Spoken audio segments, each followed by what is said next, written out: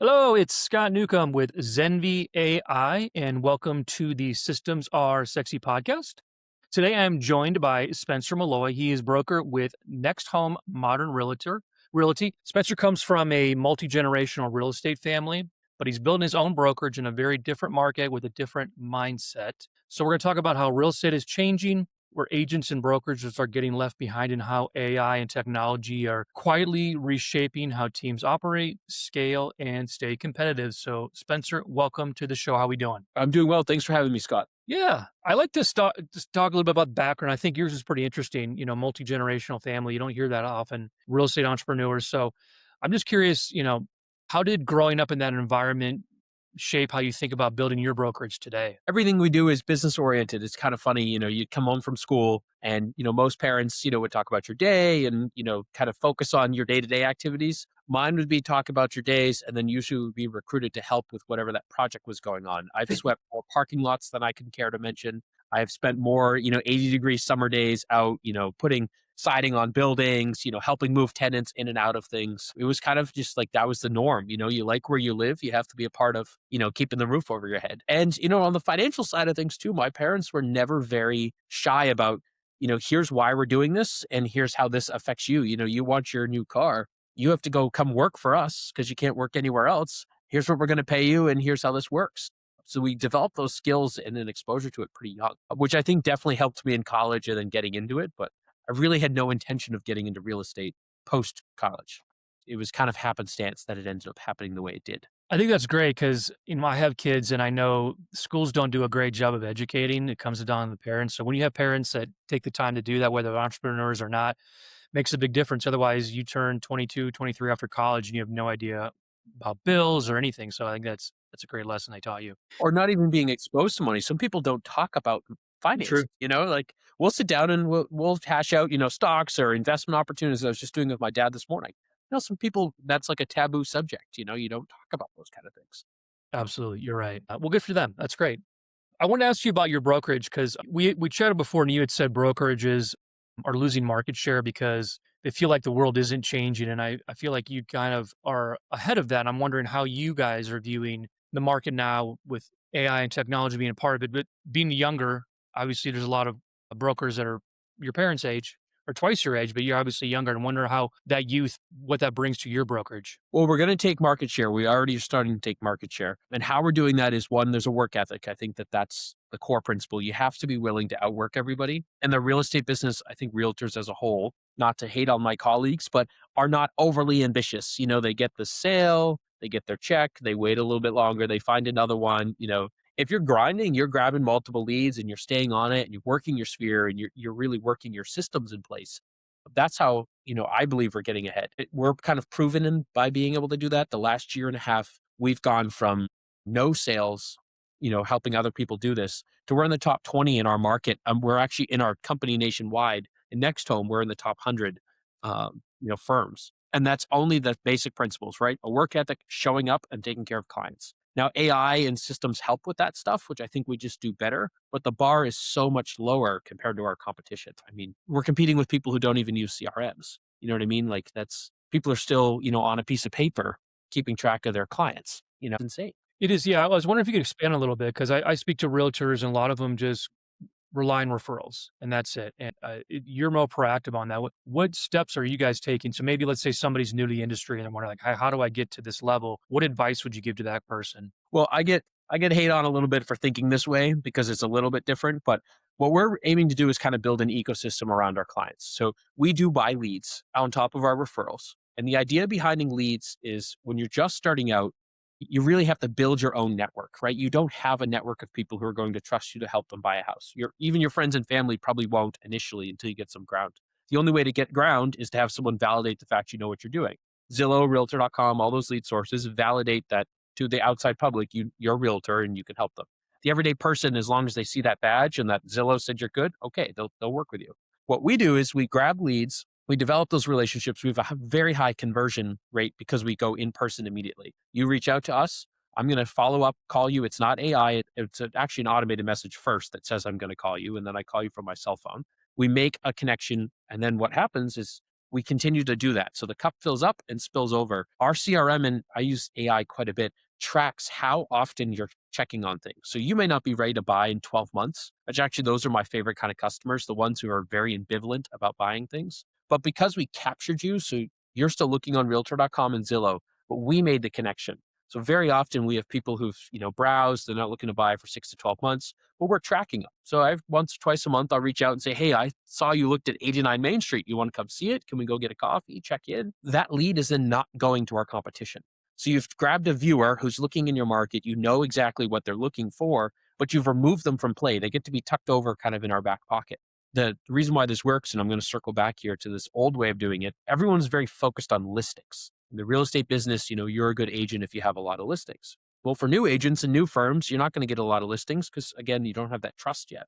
But you can control the buyer pool. So if you're buying leads and you're controlling the eyes and you're spending a lot of time and effort converting them, when those buyers go to buy their home, guess who then gets their listing later on, pending you keep up with those interactions. Our systems in terms of AI and our CRM are aiding us immensely in keeping those interactions moving.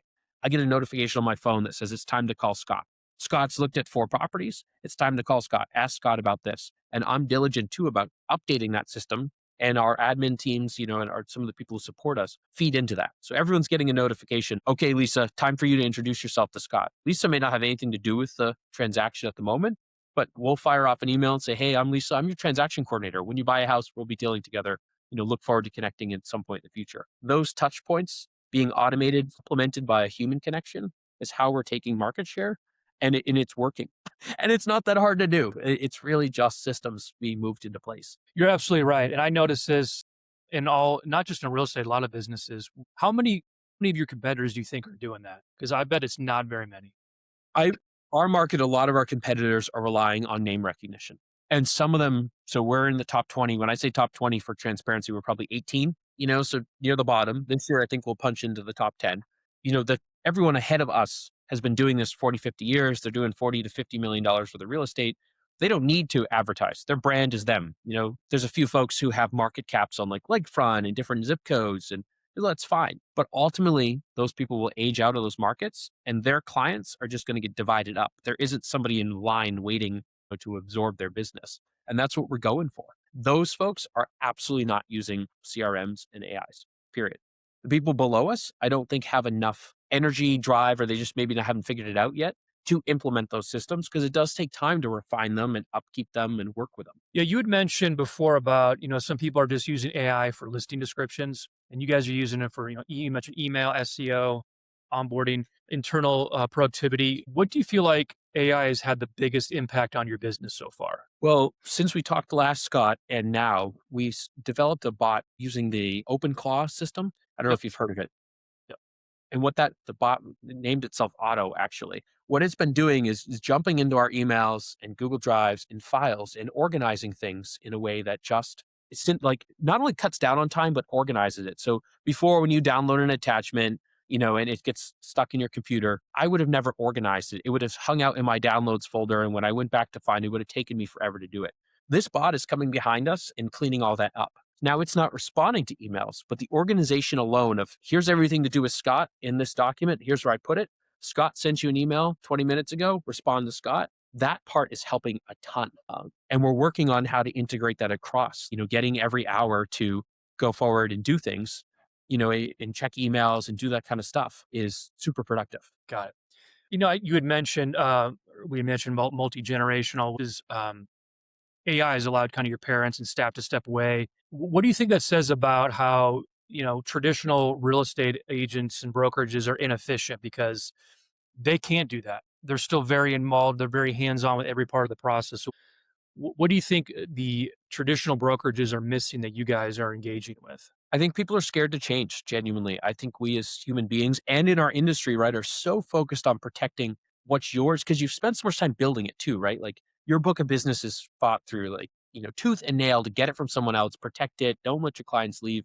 I think brokerages have just developed the scarcity mindset. In reality, who cares if you're using AI? And all of us should be using these systems because it benefits the consumer and the industry more. But I think it's this, we do this really well and over here's a little scary. So we're just going to focus on what we're doing. I think if more brokerages got more not only efficient in terms of their technology, but with their CRMs, the product we're putting out as realtors would be better. Our customers would be happier. Think about, I mean, this is a common one, property disclosures go 50-50. Some realtors post them online, some don't. Well, if you don't post your property disclosure online and I'm looking at your property, I now have to reach out to you. You might be busy. You might be doing something. In the meantime, that it took all that time for you to get back to me, my client probably moved on somewhere else. They may not want to wait for that further information. Little things like that. We're not talking about, overhauling the way you do business. It's just getting yourself more organized. I think CRMs and AIs do very well. Very, very well. It has for us at least. Yeah, absolutely. You talked a little bit about scaling and how you guys want to get to the top 10. What do you think about scaling a brokerage, as quickly as you guys are, but not losing quality and trust? Because I think that's a challenge that people feel like they've got to be involved in. How are you guys approaching that? Well, right now we don't have any agents outside of our sales team. When I say our sales team, our admin, transaction coordinators, everyone supports us as the business. So it's Team Molloy, right? Everyone's working towards the Molloy family clients. I think that goes back. That's a lot of work. It's again, it all comes back to work ethic.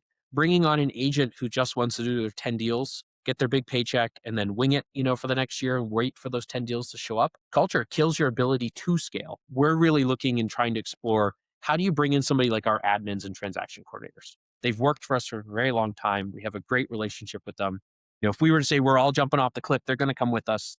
They see the business as their own. And I think that that's kind of the secret sauce we're looking for in terms of scaling. We want someone to see Next Home as their business, not my business. I don't want them to think they're working for me. I want them to think that all boats rise. And that's hard to do. And again, it comes back to work ethics. Genuinely don't want to work, I think. And they want the easy way out always. Yeah, I think that's true. I think it also comes down to culture, which obviously you guys have done. For people to buy in as if they are part owners, so to speak, you've got to make sure that they feel part of a culture. How do you guys address culture with your brokerage? I don't know if we address it head on, but if you talk to anybody who works with us, everybody says we, even in meetings. I mean, when I say we have a listing, I've said it a bunch of times on this podcast. Yeah, I might be doing the work physically. It might be my client. You would never hear someone say I. No one says, this is my listing. This is my buyers. This is my deal. These are our buyers. These are our listings. These are our deals across the board. And that comes from, and when you talk to our clients, if you were to call in, it comes from that idea that, if Spenser sells this house and I support Spenser selling this house, or Brian buys this property, well, that my paycheck's secured. My family's future is secure too, because all boats are rising. Instilling that has been a big thing for us. And then capitalizing on it, not hoarding money, being able to help your employees out when they can, or when you can, has been a huge success point for us. Absolutely. We chatted before. You'd mentioned, that social media is kind of a pain point for you guys, and you don't want to play I think you said lifestyle flex game, but you need to have a presence there. So, as it relates to that, what do you think most real estate content is wrong, and what are you doing to make it more authentic? So I'm awful at real estate in general, even like person or not real estate, social media in general. I think that the problem with realtors is they care too much about what people are thinking. Someone, when you says, I've gone under agreement on 89 Main Street, they really are expecting someone to be sitting in their living room and saying, oh my God, I can't believe Spenser went under agreement on, Main Street. Like, not everyone is an influencer. Not everyone really cares what you're doing. I think the social media switch is better when you put authentic content out there. Post a picture and talk about how hard it was to get to closing. Talk about all the hurdles you went through, to get your client to closing. When you're on a listing appointment or you're walking through a house, document the lifestyle behind that, the authenticity of doing, in transacting in this world. Social media, I think, is from realtor standpoints, it's so generic. Everyone posts listing, just listed, just sold, and reality is nobody really cares about that stuff. They want to know how hard it was to sell this house. They want to see you, in New England, 3 feet of snow and you're, up to your legs and you're going to a showing appointment. That's the stuff that sells. I think the idea behind, not having a social media presence means somehow you're less, successful of a realtor is a myth. The realtors who are doing 40, 50 million plus and aren't posting on social media don't have time for selling $50 million worth of real estate. I do think that there's a line there. Google reviews, you have to have, again, some kind of validation that you're doing well. So some social media presence where someone can see that you're a real person and you are doing business, you are in the community is good. But the idea behind just posting the post, just really turns me off. And we're going to struggle with that for years because I can't get behind it. I've tried to post as much as possible. I've done the just listed. I'm just very inconsistent. I get that. Are you guys are kind of forward looking, thinking outside the box. Have you thought about other ways you want to get in front of customers, whether it's, let's say it's LinkedIn or just shows or whatever? Like, have you thought about, hey, this is another way for me to just get our brand out there? Events. So this is something that my dad's been trying to push for a while.